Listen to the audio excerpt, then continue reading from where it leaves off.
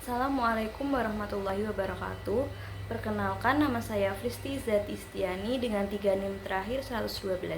Di sini saya akan menjelaskan artikel yang berjudul tentang perlindungan hukum terhadap hak cipta lagu dan musik, studi kasus permasalahan antara Dewa 19 dengan Once Michael. Pendahuluan. Berdasarkan Undang-Undang Nomor 28 Tahun 2014 tentang Hak Cipta, musik merupakan salah satu karya cipta yang keberadaannya dilindungi oleh hak cipta.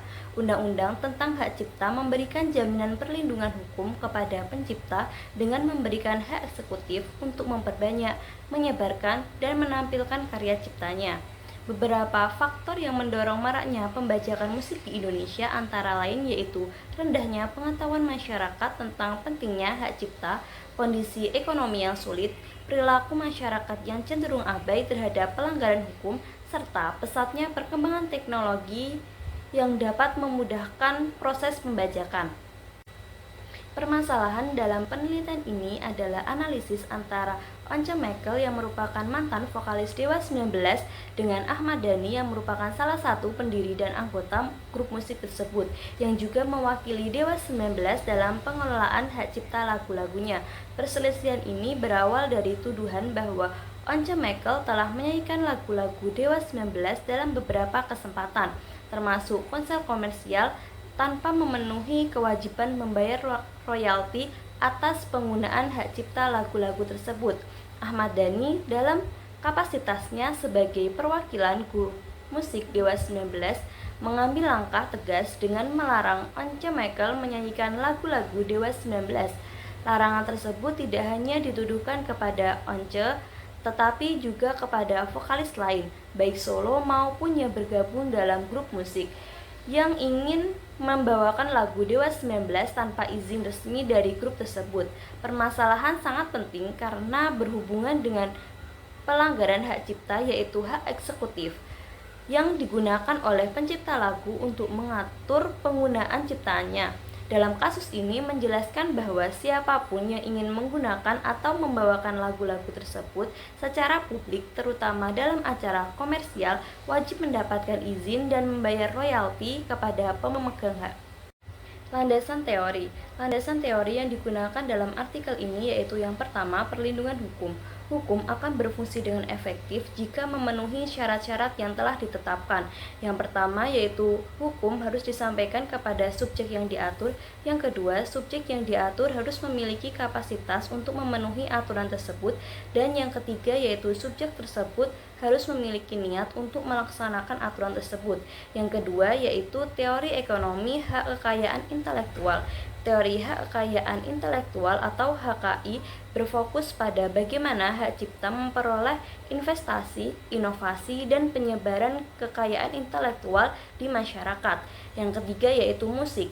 Menurut Sumarto, pada tahun 1985, musik adalah ekspresi perasaan manusia yang dituangkan dalam bentuk bunyi yang diatur dengan melodi, ritme, dan harmoni yang indah.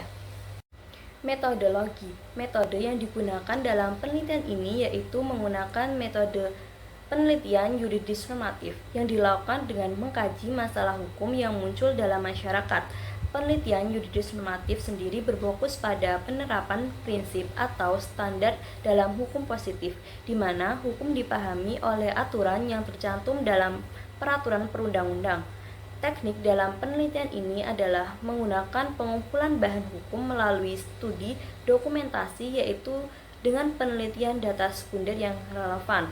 Hal ini mencakup hukum primer, sekunder, dan tersier yang diperoleh dari beberapa referensi, misalnya artikel, buku, serta peraturan perundang-undang yang terkait dengan objek penelitian, didukung dengan data dan fakta yang didapatkan di lapangan. Selanjutnya, dianalisis menggunakan deskriptif kualitatif.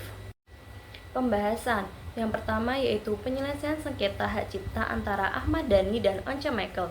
Sengketa terjadi ketika adanya perbedaan pandangan, konflik, pertentangan, atau perselisihan yang diakibatkan adanya perbedaan kepentingan antara beberapa pihak atau lebih. Sengketa bisa muncul di beberapa kalangan, baik antara individu, kelompok, perusahaan, atau bahkan antar pencipta lagu dan penyanyi. Misalnya, sengketa antara Ahmad Dhani dan Once Mekel. Masalah ini muncul diakibatkan penyanyi tidak meminta izin kepada pencipta lagu sebelum membawakan lagu, serta tidak menyanyikan lagu tersebut untuk kepentingan bersama. Oleh karena itu, sengketa ini dapat digolongkan dalam kategori sengketa hak cipta lagu sesuai dengan pasal 95 ayat 1 Undang-Undang Hak Cipta. Penyelesaian sengketa hak cipta bisa diselesaikan dengan cara alternatif penyelesaian, yaitu melalui arbitrase atau jalur pengadilan. Hal tersebut dapat dilakukan melalui dua cara, yaitu non-litigasi dan litigasi. Non-litigasi yaitu penyelesaian sengketa di luar pengadilan, sementara litigasi yaitu penyelesaian melalui jalur hukum di pengadilan. Dalam kasus Ahmad Dhani dan Once Mekel, penyelesaian yang dipilih yaitu melalui non-litigasi dengan cara mediasi. Pembahasan yang kedua yaitu karya cipta musik dan lagu. Pada pasal 40 ayat 1 dalam Undang-Undang Hak Cipta, pada poin D, lagu atau musik dapat dianggap sebagai salah satu karya utuh yang tidak dapat dipisahkan. Dalam kata lain, lagu atau musik merupakan gabungan dari sebuah karya cipta. Pada dasarnya, elemen-elemen dasar yang berada dalam sebuah musik yaitu meliputi ritme, melodi, harmonis, dan form. Unsur ini memberikan dimensi tambahan yang memperkaya musik, menciptakan kontras, serta membantu menentukan suasana atau mood dari musik tersebut, sehingga dapat dijelaskan bahwa ritme, melodi, dan harmonis dapat berinteraksi secara bersama untuk membentuk sebuah karya musik memiliki makna dan estetik. Sebuah karya musik yang baik memiliki bentuk yang koheren dan menarik, sehingga mampu memberikan keputusan estetika bagi pendengarnya. Pembahasan yang ketiga yaitu perlindungan hukum terhadap hak cipta pada karya musik dan lagu menurut Undang-Undang Nomor 28 Tahun 2014 tentang Hak Cipta. Menurut Undang-Undang Nomor 28 Tahun 2014 tentang Hak Cipta menjelaskan bahwa pencipta atau pemegang hak cipta karya musik berhak atas hak ekonomi suatu karya cipta tersebut.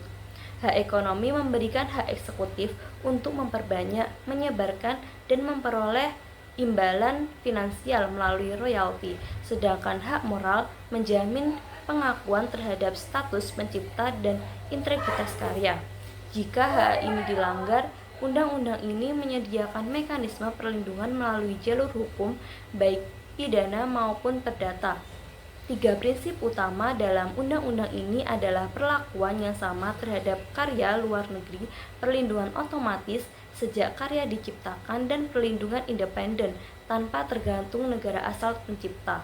Selain itu, pengelolaan royalti musik di Indonesia diatur oleh Lembaga Manajemen Kolektif Nasional atau yang disebut dengan LMKN yang mengelola dan mendistribusikan royalti kepada pencipta dan pemegang hak cipta. Pelanggaran hak moral seperti modifikasi karya tanpa izin juga dilindungi oleh undang-undang ini. Kasus Ahmad Dhani menunjukkan kesadaran tinggi terhadap perlindungan hak cipta dengan tindakan tegas terhadap penggunaan lagu Dewa 19 tanpa izin. Pembahasan yang keempat yaitu hak eksekutif, hak ekonomi, hak moral dalam regulasi hak kekayaan intelektual tanpa hak cipta. Perlindungan hukum terhadap hak cipta mencakup dua aspek utama yaitu hak ekonomi dan hak moral.